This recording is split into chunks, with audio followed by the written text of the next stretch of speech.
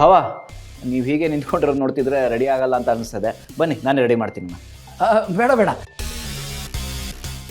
ಶಾಂತಮ್ಮ, ನೀವು ಇವರಿಬ್ಬರಿಗೂ ಒಂದೊಂದು ಲೋಟ ಕಾಫಿ ಕೊಡಿ, ನಾನು ರೆಡಿಯಾಗಿ ಬರ್ತೀನಿ. ಸರಿನಪ್ಪ. ಭಾವ, ನೀವು ಹೀಗೆ ನಿಂತ್ಕೊಂಡ್ರೆ ನಾಳೆ ಆಗತ್ತೆ. ಬನ್ನಿ, ನಾನೇ ರೆಡಿ ಮಾಡ್ತೀನಿ. ಬನ್ನಿ ಬನ್ನಿ ಬನ್ನಿ ಬನ್ನಿ. ಶುರು ಮಾಡ್ದ ಈ ನನ್ನ ಮಗ ಭಾವಂಗೆ ಬುಕೆಟ್ ಹಿಡಿಯೋಕ್ಕೆ. ಅವನಿಗೆ ಇವನೇ ಸರಿ, ನನಗಂತೂ ಜಯಂತ್ ಸವಾಸ ಹೊಡಪ್ಪ. ಮುಗಿಸ್ಬಿಟ್ರೆ ಸಾಕು.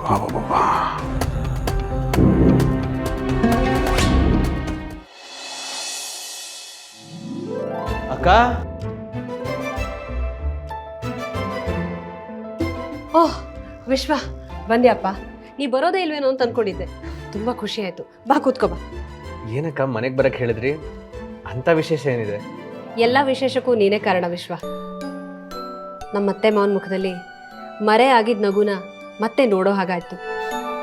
ಹಳೆ ದ್ವೇಷನೆಲ್ಲ ಮರೆತು ಅಪ್ಪ ಮಗಳು ಮತ್ತೆ ಒಂದಾದ್ರು. ಈ ಎರಡು ಖುಷಿಗಳ ಮಧ್ಯೆ ಹುಷಾರಿಲ್ದಿರೋ ನಮ್ಮ ಅಜ್ಜಿ ಅವರು ಹುಷಾರಾಗ್ಬಿಟ್ರು. ಈಗ ನಮ್ಮನೆಯವರು ಜಯಂತ್ ಅವ್ರನ್ನ ಕರ್ಕೊಂಬರಕ್ಕೆ ಹೋಗಿದ್ದಾರೆ. ಗಂಡ ಹೆಂಡತಿ ಮತ್ತೆ ಒಂದಾಗ್ಬಿಟ್ರೆ ಅಲ್ಲಿಗೆಲ್ಲ ಸರಿ ಹೋದಾಗಾಯ್ತು. ಅಕ್ಕ ಏನು ಹೇಳ್ತಿದ್ದೀರಾ ನೀವು? ಜಾನುನ ಜಯಂತ್ ಅವ್ರ ಜೊತೆ ಕಳಿಸ್ತಾ ಇದ್ದೀರಾ? ಹೌದಪ್ಪ, ಗಂಡ ಹೆಂಡತಿನ ಒಂದು ಮಾಡಿದ್ರೆ ನಮ್ಮ ಜವಾಬ್ದಾರಿ ಕಳೆದ ಹಾಗಾಗತ್ತೆ. ಅದಕ್ಕೆ ಇಂಥ ಸಂತೋಷದ ಸಂದರ್ಭದಲ್ಲಿ ನೀನಿದ್ರೆ ಬಹಳ ಚೆನ್ನಾಗಿರುತ್ತೆ ಅಂತ ನಿನ್ನೂ ಬರಕ್ಕೆ ಹೇಳಿದ್ದು. ಇದಕ್ಕೆ ಜಾನು ಒಪ್ಪದ್ಲಾ? ಅರ್ಥ ಆಗಲಿಲ್ಲ ನನಗೆ. ಒಪ್ಪದ್ಲಾ ಅಂತಂದರೆ ಗಂಡನ ಮನೆಗೆ ಹೋಗೋದಕ್ಕೆ ಜಾನು ಒಪ್ಪಿಗೆ ಯಾಕೆ? ಗಂಡ ಹೆಂಡತಿ ಒಟ್ಟಿಗೆ ಇದ್ರೆ ತಾನೆ ಹೆಣ್ಣಿನ ಬಾಳಿಗೆ ಒಂದು ಅರ್ಥ ಅಂತ ಸಿಗೋದು. ಆದರೆ ನೀನು ಯಾಕಪ್ಪ ಹೀಗೆಲ್ಲ ಕೇಳ್ತಿದ್ದೀಯಾ? ಏನಾದರೂ ತೊಂದರೆನಾ? ಅಯ್ಯೋ, ಏನೂ ತೊಂದರೆ ಇಲ್ಲ, ಸುಮ್ಮನೆ ಕೇಳಿದೆ ಅಷ್ಟೇ. ಅವ್ರು ಬಂದಾಗ ಸ್ವಲ್ಪ ಹುಷಾರಾಗಿದೆ. ಸರಿ, ನೀನು ಹೇಳಿದ ನೆನಪಿದೆ ನಮಗೆ. ಅವಳಿಗೆ ಹಿಂದಿಂದೆಲ್ಲ ಮರ್ತು ಹೋಗಿತ್ತು, ಈಗ ಅವಳನ್ನ ಜೋಪಾನವಾಗಿ ನೋಡ್ಕೋಬೇಕು ಅಂತ. ನಾವು ಜಯಂತ್ ಅವ್ರಿಗೂ ಅದನ್ನೇ ಹೇಳಿ ಕಳಿಸ್ತೀವಿ. ನಮ್ಮ ಜಯಂತ್ ಅವ್ರಿಗೆ ಜಾನು ಅಂದರೆ ತುಂಬ ಇಷ್ಟ. ಅವರು ಅವಳನ್ನ ಒಂಚೂರು ನೋಯಿಸಲ್ಲ, ಒಂದು ಕ್ಷಣನೂ ಕೂಡ ಅವಳನ್ನ ಬಿಟ್ಟು ಇರಲ್ಲ. ಅವರು ತುಂಬ ಚೆನ್ನಾಗಿ ನೋಡ್ಕೋತಾರೆ. ಅಯ್ಯೋ ಅಕ್ಕ, ಅವ್ರು ಎಂಥವ್ರು? ಅವರಿಂದ ಜಾನು ಎಷ್ಟು ಚಿತ್ರಹಿಂಸೆ ಪಟ್ಟಿದ್ದಾಳೆ ಅನ್ನೋದು ನಿಮ್ಗೆ ಯಾರಿಗೂ ಗೊತ್ತಿಲ್ಲ. ನಮ್ಮ ಜಯಂತ್ ಅವರು ತುಂಬ ಒಳ್ಳೆ ಹುಡುಗ. ಜಾನು ಜೀವನ ಜಯಂತ್ ಅವ್ರ ಜೊತೆಗೆ ಸುಖವಾಗಿದ್ದರೆ ನಮ್ಗಷ್ಟೇ ಸಾಕು. ಜಾನು ಅವ್ರ ಜೊತೆಗೆ ಹೋಗೋದಕ್ಕೆ ಹೇಗೆ ಒಪ್ಪಿದ್ಲು? ನಿಜವಾಗ್ಲೂ ಹೋಗ್ತಿದ್ದಾಳ? ಅಕ್ಕ, ಜಾನು ಎಲ್ಲಿದ್ದಾಳೆ? ಮೇಲ್ಗಡೆ ಇದ್ದಾಳೆ. ನೀನು ಹೋಗಿ ಅವಳ ಹತ್ರ ಮಾತಾಡ್ತಾ ಇರು, ನಾನು ಕುಡಿಯೋದಕ್ಕೆ ಏನಾದರೂ ತೊಗೊಂಬರ್ತೀನಿ.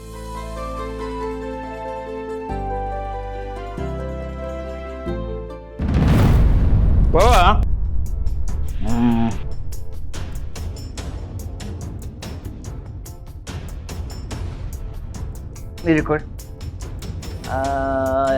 ಬೇಡ, ಇದು ಬೇಡ ಬಾಬಾ, ಇದು ಇಟ್ಕೊಳ್ಳಿ ನಿಮಿಷ. ಪರ್ಫೆಕ್ಟ್ ಆಗಿದೆ. ಬನ್ನಿ, ರೆಡಿ ಆಡ. ಹರೀಶ್, ನಾನು ಎಳೆ ಮಗು ಅಲ್ಲ. ನೀವು ಕೆಳಗೆ ಆರಾಮಾಗಿ ಕಾಫಿ ಕುಡಿತಾ ಇರಿ, ನಾನು ರೆಡಿಯಾಗಿ ಬರ್ತೀನಿ. ಹರೀಶ್ ಶೋರ್? ಅಲ್ಲ, ಕೇಳಿದೆ ನಾನು. ಇದು ಅಲ್ಲೇ ಇಟ್ಬಿಡ್ಲಾ? ಇದನ್ನೆಲ್ಲ ಇಡಿ. ಶೋರ? Thank you. ಕಾಫಿ ಕುಡಿತಾ ಇರ್ತೀನಿ. ಬೇಗ ಬಂದ್ಬಿಡಿ. ಹಾಂ.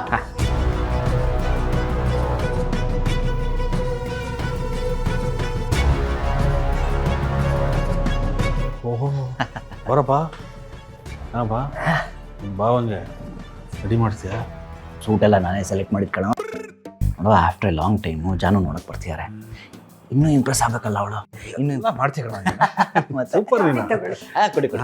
Thank you. ಥ್ಯಾಂಕ್ಸ್ ಅಮ್ಮ.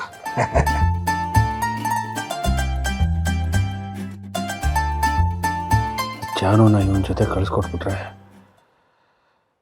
ಕೆಲಸ ಮುಗ್ದಂಗೆ. ಇವನ ಹತ್ರ ಇದ್ದಷ್ಟು ತುಂಬ ಡೇಂಜರು. ಏ ಬ್ರೋ, ಹಾಂ, ಏನಾದ್ರು ಅಂದ್ಯಾ? ಏನಿಲ್ಲ ಕಣ, ಕಾಫಿನ ಸವಿತಾ ಇದ್ದೀನಿ ಕಣ. ಸರಿ ಸರಿ, ಚೆನ್ನಾಗಿದೆ ಕಾಫಿ.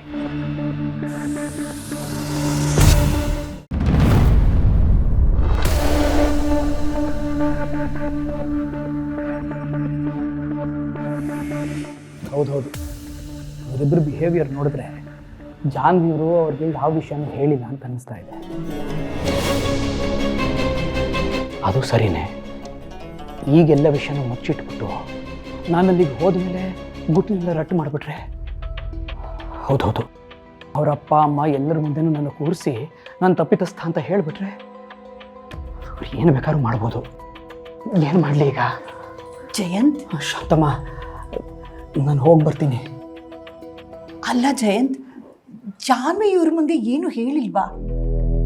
ಇವ್ರು ಮಾತಾಡದೇ ಇರೋ ರೀತಿ ನೋಡಿದ್ರೆ ನಿನ್ನನ್ನು ಕರ್ಕೊಂಡು ಹೋಗಿ ಸಂತೋಷವಾಗಿ ನಿನ್ನ ಜೊತೆಗೆ ಅವಳನ್ನ ಕಳಿಸ್ಕೊಡ್ತಾರೇನೋ ಅನ್ನೋ ಥರ ಕಾಣಿಸ್ತಿದೆ ಅಲ್ವಾ?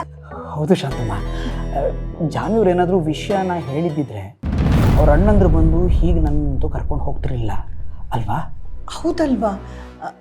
ಏನೇ ಆಗಲಿ, ನೀನು ಯಾವುದಕ್ಕೂ ಟೆನ್ಷನ್ ಮಾಡ್ಕೋಬೇಡ, ಧೈರ್ಯವಾಗಿರು. ಅವಳು ಇಲ್ಲದೆ ಇದ್ದಾಗ ನೀನು ಎಷ್ಟು ನೋವು ಪಟ್ಟಿದೀಯಾ, ಎಷ್ಟು ಸಂಕಟ ಅನುಭವಿಸಿದೀಯಾ ಅಲ್ವಾ? ಅದನ್ನೆಲ್ಲ ನೆನಪು ಮಾಡ್ಕೊ. ಅವತ್ತು ನೀನು ಏನೋ ಮಾತಾಡಬೇಕು ಅಂತ ಹೋಗಿದ್ಯಲ್ಲ, ಅದನ್ನು ಇವತ್ತು ಮನಸ್ಸು ಬಿಚ್ಚಿ ಅವಳ ಮುಂದೆ ಮಾತಾಡು, ಅಂದರೆ ಅವ್ರಿಗೆ ಗೊತ್ತಾಗುತ್ತೆ. ಧೈರ್ಯವಾಗಿರೋ, ಗಾಬರಿ ಆಗಬೇಡ. ಸರಿ ಶಾಂತಮ್ಮ. ಬಾ.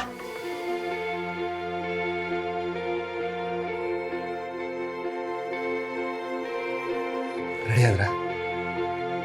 ಸರಿ, ಹೊರಡೋಣ ಹಾಗಾದ್ರೆ. ಜಾನ್ವಿ ಕಾಯ್ತಾ ಇರ್ತಾಳೆ. ಶಾಂತಮ್ಮ, ನಾವು ಹೋಗಿ ಬರ್ತೀವಿ. ಸರಿನಪ್ಪ, ಒಳ್ಳೇದಾಗಲಿ. ಪ್ಲೀಸ್.